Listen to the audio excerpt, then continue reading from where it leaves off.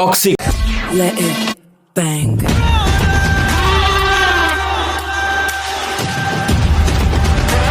ಎರಡು ಪೋಸ್ಟರ್ನ ಇಟ್ಕೊಂಡು ನಾನಂತೂ ಪಿಟೀಲ್ ಕುಯ್ಯೋಕೆ 70,000 ಕ್ಯಾಮ್ರಾ ಆನ್ ಮಾಡಿ ಇಲ್ಲಿ ನಿಮ್ ಮುಂದ್ಗಡೆ ಕೂತ್ಕೊಂಡು ಮಾತಾಡ್ತಿಲ್ಲ ಗುರು. ಅಂತಮ್ಮ ಆ ಪೋಸ್ಟರ್ ಅಲ್ಲಿರೋ ಇನ್ ಡೆಪ್ತ್ ಡೀಟೇಲ್ಸ್, ಈ ಇಂಟರ್ನ್ಯಾಷನಲ್ ಪ್ರಾಜೆಕ್ಟ್ ಹಿಂದೆ ಕೆಲಸ ಮಾಡ್ತಿರುವ ಟೆಕ್ನಿಕಲ್ ಡಿಪಾರ್ಟ್ಮೆಂಟ್, ನೆಕ್ಸ್ಟ್ ಅಪ್ಡೇಟ್ ಯಾವಾಗ, ಮತ್ತೆ ರಾಕಿ ಸೈಲೆಂಟ್ ಆಗಿದ್ದಾನೆ ಅಂತ ಪಕ್ಕದ ಮನೆಯವರೆಲ್ಲ ಅದೇ ಡೇಟ್ಗೆ ಅಂದ್ರೆ ಮಾರ್ಚ್ 19ನೇ ತಾರೀಕಿಗೆ ನಾವು ಬರ್ತಿದೀವಿ, ಕ್ಲಾಶ್ಗೆ ತಯಾರಿ ಆಗ್ತಿದೀವಿ ಅಂತ ಸ್ವಲ್ಪ ಏನು ಆ ಕಡೆ ಈ ಕಡೆ ಕೂಗಾಡ್ತಿದಾರಂತೆ. ಇವುಗಳ ಬಗ್ಗೆ ಸ್ವಲ್ಪ ಮಾತಾಡ್ಬೇಕಲ್ವಾ? ಎಸ್ ಅಂತಮ್ಮ, ಬರೀ 5-10 ನಿಮಿಷ ಕೊಟ್ಟು ಈ ವಿಡಿಯೋನ ಸ್ಕಿಪ್ ಮಾಡಿದ್ರೆ ಪೂರ್ತಿಯಾಗಿ ನೋಡು, ಮಿಕ್ಕಿದ್ದು ನಾನ್ ನೋಡ್ಕೋತೀನಿ. ಓಕೆ, ಸ್ಟಾರ್ಟಿಂಗ್ ಇಂದ ಶುರು ಮಾಡೋಣ. ಟಾಕ್ಸಿಕ್ ಟೈಟಲ್ ಎಕ್ಸಾಕ್ಟ್ ಮೀನಿಂಗ್ ಗೊತ್ತಿರೋರು ಈ 1 ಮಿನಿಟ್ ನ ಸ್ಕಿಪ್ ಮಾಡಬಹುದು, ಮಿಕ್ಕಿರೋರು ಕೇಳಿ. ಬಿಟ್ಟಿರೋ ಪ್ರತಿಯೊಂದು ಪೋಸ್ಟರ್ ಅಲ್ಲಿ ಟಾಕ್ಸಿಕ್ ಎನ್ನುವ ಟೈಟಲ್ ಟೆಕ್ಸ್ಟ್ ಒಳಗಡೆ ನಾವು ಡೀಪ್ ಆಗಿ ಅಬ್ಸರ್ವ್ ಮಾಡಿದ್ರೆ ಪ್ರತಿ ಒಂದು ಲೆಟರ್ ಅಲ್ಲೂ ಸಹ ನಾವು ಗನ್ಸ್ ನ ಅಬ್ಸರ್ವ್ ಮಾಡಬಹುದು. ಟಾಕ್ಸಿಕ್ ಅಂದ್ರೆ ವಿಷದ ಜೊತೆ ಕೂಡಿರುವ ಡೇಂಜರಸ್ ಅಂಡ್ ಡ್ಯಾಮೇಜಿಂಗ್ ಅಂತ ಅರ್ಥ. So toxic title it self representing that ಸಿನಿಮಾದ ವರ್ಲ್ಡ್ ಅಥವಾ ಆ ಕ್ಯಾರೆಕ್ಟರ್ಸ್ ಡೆಫಿನೆಟ್ಲಿ ಡೇಂಜರಸ್ ಆಗಿರ್ತವೆ ಅಂತ. ಇನ್ನು ಟೈಟಲ್ ಕೆಳಗಡೆ a fairy tale for grown ups ಅನ್ನುವ ಟ್ಯಾಗ್ ಲೈನ್ ನ ನೋಡಿದೀರಾ? ಹಿಂಗಂದ್ರೆ ಏನು, ಏನಾದ್ರು ಐಡಿಯಾ ಇದೆಯಾ? ಓಕೆ, ನಾ ಹೇಳ್ತೀನಿ ಇನ್ ಡೆಪ್ತ್ ಆಗಿ, ಸ್ವಲ್ಪ ಪೂರ್ತಿ ಕೇಳಿ. ಎ ಫೇರಿ ಟೇಲ್ ಕಾಲ್ಪನಿಕ ಕತೆ. ಮೋಸ್ಟ್ಲಿ ನಾವು ಚಿಕ್ಕವರಿದ್ದಾಗ ನಮ್ಮ ತಂದೆ ತಾಯಿ ನಮ್ಗೆ ಊಟ ಮಾಡಿಸ್ಬೇಕಾದ್ರೆ ಒಂದು ಚಂದಮಾಮನ ಕತೆನ ಕಾಲ್ಪನಿಕವಾಗಿ ಅವರೇ ಊಹೆ ಮಾಡ್ಕೊಂಡು ಹೇಳುವ ಕತೆ. ಸೊ ಅದೇ ರೀತಿಯ ಒಂದು ಕಥೆಯನ್ನ ಎ ಫೇರಿ ಟೇಲ್ ಅಂತ ಹೇಳ್ಬೋದು. ಬಟ್ ಇಲ್ಲಿ a fairy tale for grown ups ಅಂತ ಯಾವಾಗ ಆಡ್ ಆಯ್ತೋ ಇಲ್ಲಿ ಕಂಪ್ಲೀಟ್ಲಿ ಚೇಂಜ್ ಆಯ್ತು. ಮಕ್ಕಳಿಗೆ ಹೇಳೋ ಕತೆ ತರಾನೇ ಇರುತ್ತೆ, ಆದ್ರೆ ಇದು ಮಕ್ಕಳು ನೋಡೋಕಲ್ಲ, ದೊಡ್ಡೋರು ನೋಡಕ್ಕೆ. ಕಥೆಯಲ್ಲಿ serious matter, emotion, dark scenes, guns violation ಇವೆಲ್ಲನೂ ಇರುತ್ತೆ. ಸೊ ಈ ಎರಡನ್ನೂ ಸೇರಿ ಸಿಂಪಲ್ ಆಗಿ ಹೇಳ್ಬೇಕು ಅಂದ್ರೆ ಇದೊಂದು ಕಾಲ್ಪನಿಕ ಕತೆ, but it's not for children's, it's for adults ಅಂತ ಹೇಳ್ಬೋದಷ್ಟೇ. ಅರ್ಥ ಆಯ್ತು ಅನ್ಕೊಂಡಿದೀನಿ. ಮುಂದಕ್ಕೆ ಹೋಗೋಣ. ಅಂತಮ್ಮ, ಪೋಸ್ಟರ್ಸ್ ಬಗ್ಗೆ ಮಾತಾಡೋಕ್ಕಿಂತ ಮುಂಚೆ ಬುಕ್ ಮೈ ಶೋ ವೆಬ್ಸೈಟ್ ಅಲ್ಲಿ ಟಾಕ್ಸಿಕ್ ಸಿನಿಮಾದ ಇಂಟ್ರೆಸ್ಟಿಂಗ್ ಬಟನ್ ಸುಮಾರು 251K+ ಪೀಪಲ್ಸ್ ಪ್ರೆಸ್ ಮಾಡಿದ್ದಾರೆ. ನೀನ್ ಪ್ರೆಸ್ ಮಾಡಿದೀಯಾ? ಅಂದ್ರೆ ನೀನು ಇಂಟ್ರೆಸ್ಟೆಡ್ ಅಂತ ಪ್ರೆಸ್ ಕೊಟ್ಟಿದೀಯಾ ಇಲ್ವಾ? ಕಮೆಂಟ್ಸ್ ಅಲ್ಲಿ ಬರೀರಿ.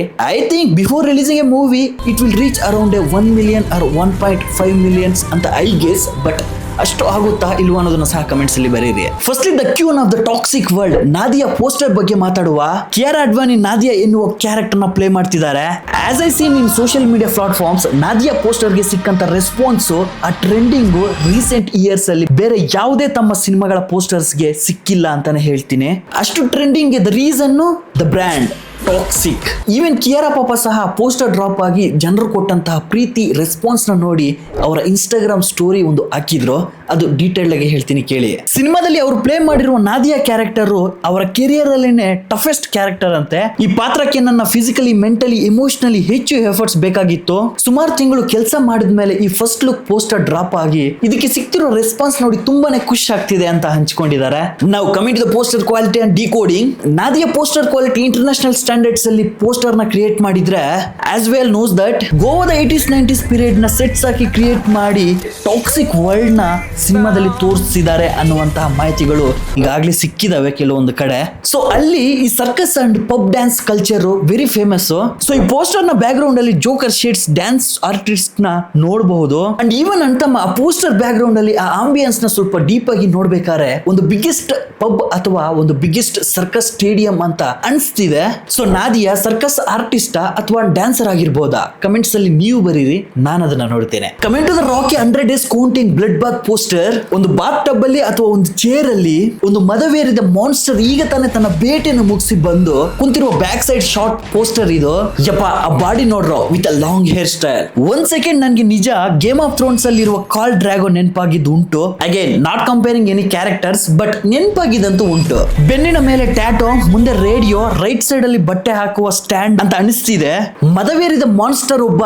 ಸೊ ಈಗಾಗಲೇ ಬೇಟೆ ಆಡಿ ಚಿಲ್ ಆಗ್ತವ್ರ ಅಥವಾ ಬೇಟೆ ಹಾಡೋಕೆ ಡೈರೆಕ್ಟ್ ಫೀಲ್ಡ್ ಗೆ ಇಳಿದವ್ರ ಅನ್ನೋದು ಕಮೆಂಟ್ ಬಾಕ್ಸ್ ಅಲ್ಲಿ ಬರೀಬೇಕು. ಓಕೆ, ಇನ್ನು ಟೆಕ್ನಿಕಲ್ ಡಿಪಾರ್ಟ್ಮೆಂಟ್ ಡೀಟೇಲ್ಸ್ ನ ಟಚ್ ಮಾಡೋಕ್ಕಿಂತ ಮುಂಚೆ ರಾಕಿನ ಟಾಕ್ಸಿಕ್ ಸಿನಿಮಾದಲ್ಲಿ ನೀವು 4-5 ಟೈಪ್ಸ್ ಆಫ್ ಹೇರ್ ಸ್ಟೈಲ್ ಅಲ್ಲಿ ನೋಡಬಹುದು.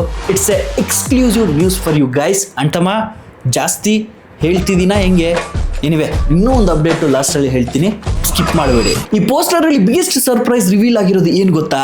ಇಷ್ಟು ದಿನ ಈ ಗ್ಯಾಂಗ್ಸ್ಟರ್ ಟಾಕ್ಸಿಕ್ ಸಿನಿಮಾಗೆ Geetu Mohandas director and writer ಅಂತ ಅನ್ಕೊಂಡಿದ್ವಿ. ಬಟ್ ಪೋಸ್ಟರ್ ಅಲ್ಲಿ ನೋಡಿದ್ರೆ written by Yash and Geetu Mohandas ಅಂತ ಕ್ಲಿಯರ್ಲಿ ಮೆನ್ಷನ್ ಮಾಡಿದ್ದಾರೆ. So Yash and Geetu Mohandas ಇಬ್ರು ಸೇರಿ ಮಾಡಿರುವ ಕಥೆ ಇದು. ಕಂಟೆಂಟ್ ಮೇಲೆ ಡೌಟೇ ಬೇಡ, ಡೆಫಿನೆಟ್ಲಿ ಧೂಳು ಎಬ್ಸುತ್ತೆ. ಏನಂತಿ ಅಂತಮ್ಮ, ಯಾಕೆ ಸಪ್ಪೆ ಆಗಿದೆಯಾ? ಸ್ವಲ್ಪ ಜೋಶಾಗಿ ನೋಡ್ಲಾ ವಿಡಿಯೋ. ಏನಾದ್ರು ತಪ್ಪಿದ್ರೆ ಕಮೆಂಟ್ ಬಾಕ್ಸ್ ಅಲ್ಲಿ ಬಾರಿಲ್ಲ ತಿದ್ಕತೀನಿ. ಸೊ ಯಾವತ್ತು ಒಬ್ಬ ಸ್ಟಾರ್ ಆರ್ಟಿಸ್ಟ್ ಸ್ಕ್ರಿಪ್ಟ್ ಅಲ್ಲೂ ಸಹ ಇನ್ವಾಲ್ವ್ಮೆಂಟ್ ಆಗ್ತಾನೋ ಆ ಕತೆ ಬಂದ್ಬಿಟ್ಟು ಶೂರ್ ಶಾರ್ಟ್ಲಿ ಹಿಟ್ ಆಗುವ ಸಾಧ್ಯತೆಗಳು ತುಂಬಾ ಜಾಸ್ತಿ ಇರ್ತವೆ. ಅಟ್ ದ ಸೇಮ್ ಟೈಮ್ ಆ ಸ್ಕ್ರಿಪ್ಟ್ ಮೇಲೆ ಆ ಮೇಕಿಂಗ್ ಮೇಲೆ ಹಿಡಿತ ಅನ್ನೋದು ಇರುತ್ತೆ.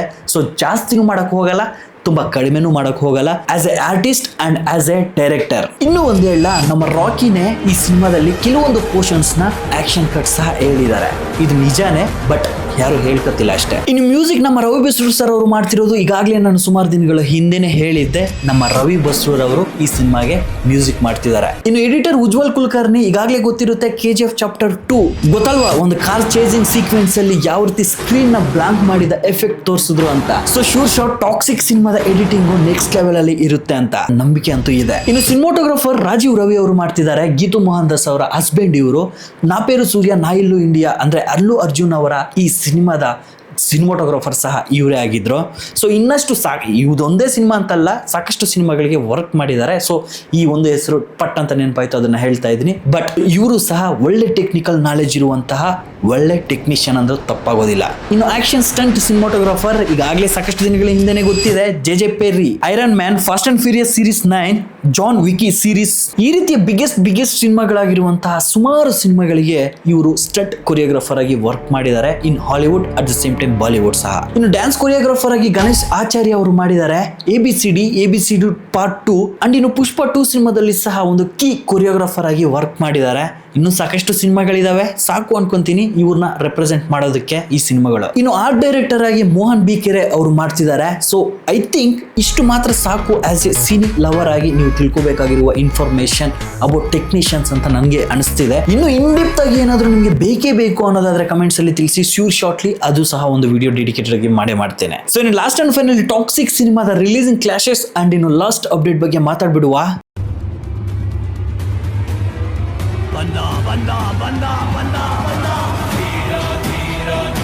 ಮಾರ್ಚ್ 19ನೇ ತಾರೀಕು ದುರಂಧರ್ 2 ಡಕಾಯ್ಟ್ ಅಂಡ್ ಮಾರ್ಚ್ 27ನೇ ತಾರೀಕು ಪೆದ್ದಿ, ಮಾರ್ಚ್ 26ನೇ ತಾರೀಕು ಪ್ಯಾರಡೈಸ್, ಇನ್ನು ಮಾರ್ಚ್ 19ನೇ ತಾರೀಕು ನಮ್ಮ ಟಾಕ್ಸಿಕ್ ಸಿನಿಮಾ ಬರೀತಾ ಇದೆ. ಸೊ ಇನ್ನು ರಣವೀರ್ ಸಿಂಗ್ ಅವರ Dhurandhar part 1 theatrical running still ನಾವು ಇದೆ. ಸುಮಾರು 800 ರಿಂದ 850 ಕೋಟಿ ಕಲೆಕ್ಷನ್ ಮಾಡಿದೆ. Seriously we have to appreciate. ಬರೀ ಒಂದು ಭಾಷೆಯಲ್ಲಿ, ಅದು ಹಿಂದಿ ಭಾಷೆಯಲ್ಲಿ ಮಾತ್ರ ರಿಲೀಸ್ ಆಗಿರುವಂತಹ ಸಿನಿಮಾ ಇದು. ರಣವೀರ್ ಸಿಂಗ್ ಬೈ ಸೀರಿಯಸ್ಲಿ ನಿಮ್ಮ ಆಕ್ಟಿಂಗ್, ನಿಮ್ಮ ಪರ್ಫಾರ್ಮೆನ್ಸ್ ಏನಿದೆ ತೋರಿಸಿದೀರಾ ಸಿನಿಮಾದಲ್ಲಿ, ಅದಕ್ಕೆ ಸಲಾಮ್ ಮಾಡುತ್ತೀನಿ. ಬಟ್ ನೀವು ಸ್ಟೇಜಸ್ ಮೇಲೆ ನಿಂತ್ಕೊಂಡು ಮಾತಾಡ್ಬೇಕಾದ್ರೆ ಸ್ವಲ್ಪ ಹಿಂದೆ ಮುಂದೆ ನೋಡಿ ಮಾತಾಡಿ ಅಂತ ಹೇಳ್ತೀನಿ. ಯಾಕಂದ್ರೆ ಸಾಕಷ್ಟು ವಿಷಯಗಳು ನೀವು ಮಾಡೋದು ಸಿಕ್ಕಾಪಟ್ಟೆ ಜನರಿಗೆ ಹರ್ಟ್ ಆಗುವಂತಹ ಮಾತುಗಳನ್ನೇ ನೀವು ಮಾತಾಡ್ತಿರ್ತೀರಾ. ಸ್ವಲ್ಪ ನೋಡ್ಕೊಂಡು ಮಾತಾಡಿ.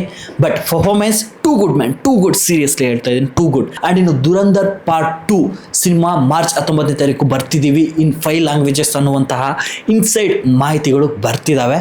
ಸೊ ಇದಕ್ಕೆ ನಾನು ಏನು ಹೇಳ್ತೀನಿ ಅಂತ ನಾನು ಲಾಸ್ಟಲ್ಲಿ ಹೇಳ್ತೀನಿ. ಅದನ್ನ ನಾನು ಹೇಳೋದಲ್ಲ, ನಿಮ್ಮ ಬಾಸ್ ಅಂದ್ರೆ ರಾಕಿನೇ ಹೇಳ್ತಾರೆ, ಕೇಳಿಸ್ಕೊಬಿಡಿ. ಇನ್ನು ಪೆದ್ದಿ ವಿಷಯಕ್ಕೆ ಬಂದ್ರೆ ಮಾರ್ಚ್ 27ನೇ ತಾರೀಕು ಬರ್ತಿರೋ ಕಾರಣದಿಂದ ಸುಮಾರು 8 ದಿನಗಳ ಗ್ಯಾಪ್ ಇರುತ್ತೆ. ಸೊ ಅಷ್ಟೇನು ಎಫೆಕ್ಟ್ ಆಗಲ್ಲ ಅಂತ ನಾನು ಹೇಳ್ತೀನಿ ಡೈರೆಕ್ಟ್ಲಿ. ಸೊ ಇನ್ನು ಪ್ಯಾರಡೈಸ್ ವಿಷಯಕ್ಕೆ ಬಂದ್ರೆ ಮಾರ್ಚ್ 26ನೇ ತಾರೀಕು ಬರ್ತೀವಿ ಅಂತ ಅನೌನ್ಸ್ಮೆಂಟ್ ಮಾಡಿದ್ದಾರೆ. ಬಟ್ ಸ್ಟಿಲ್ ನಾವು ಶೂಟಿಂಗು ತುಂಬ ಜಾಸ್ತಿ ಬಾಕಿ ಇದೆಯಂತೆ. ಅಟ್ ದ ಸೇಮ್ ಟೈಮ್ ಈ ಸಿನಿಮಾ ಸುಮಾರು 90% ಪೋಸ್ಟ್ಪೋನ್ ಆಗುವ ಎಲ್ಲ ರೀತಿಯ ಸಾಧ್ಯತೆಗಳು ಇದೆ. ರೀಸೆಂಟ್ಲಿ ಇಂಟರ್ವ್ಯೂಸ್ ನಾನು ನೋಡ್ತಿದ್ದೆ ಮಗ, ಅವ್ರ ಪ್ರೊಡಕ್ಷನ್ ಟೀಮ್ ಏನಿದೆ ಆ ಪ್ರೊಡಕ್ಷನ್ ಟೀಮೇ ಹೇಳ್ತಿದೆ 100% ಬರ್ತೀವಿ ಅಂತ ಗಟ್ಟಿ ಮನಸ್ಸಿಂದ ಹೇಳ್ತಿಲ್ಲ, ವರ್ಕ್ ಮಾಡ್ತಿದ್ದೀವಿ, ಅದೇ ಡೇಟ್ಗೆ ಬರಬೇಕು ಅಂತ ಹೇಳ್ಕೊಂತಿದ್ದಾರೆ. ಸೊ 90% ಆಲ್ಮೋಸ್ಟ್ ಇದು ಪೋಸ್ಟ್ಪೋನ್ ಆಗುವ ಸಾಧ್ಯತೆಗಳು ಇದೆ.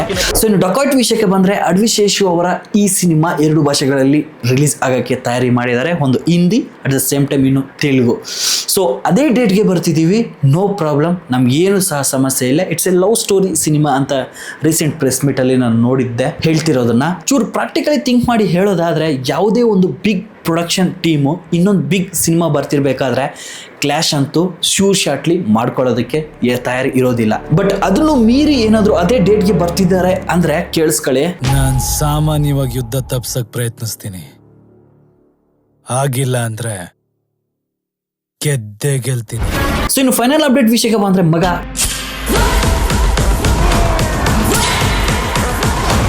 ಸೊ ನಾನು ಯೂಸ್ ಮಾಡಿರುವಂತಹ ಎ ಪಿಕ್ಚರ್ಸ್ ಅಥವಾ ಎ ಕ್ಲಿಪ್ಸ್ ಏನಿದೆ ಅದು ನಾನು ರೆಡಿ ಮಾಡಿರುವಂತಹ ಪಿಕ್ಚರ್ಸ್ ಅಲ್ಲ, ನನಗೆ ಸೋಷಿಯಲ್ ಮೀಡಿಯಾದಲ್ಲಿ ಸಿಕ್ಕಿರುವಂತಹ ಪಿಕ್ಚರ್ಸ್.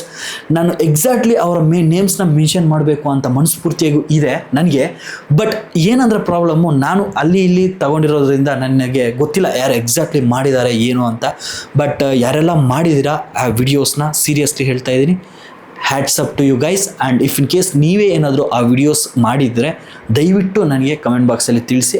ನಿಮ್ಮ ಹೆಸರನ್ನ ನಾನು ಕ್ರೆಡಿಟ್ಸಲ್ಲಿ ಕೊಡೋದಕ್ಕೆ ನನ್ನ ಮನಸ್ಫೂರ್ತಿಯಾಗಿ ವೆಯ್ಟ್ ಮಾಡ್ತಾ ಇರ್ತೀನಿ, ಓಕೆನಾ?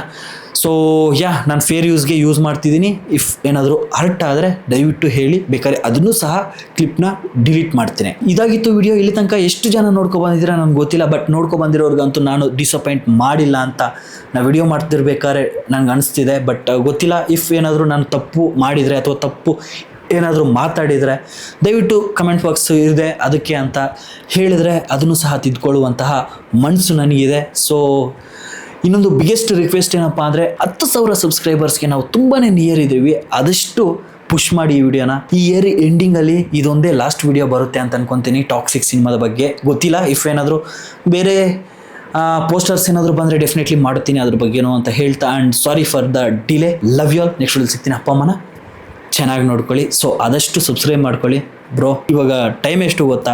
1 ಗಂಟೆ ನೈಟ್.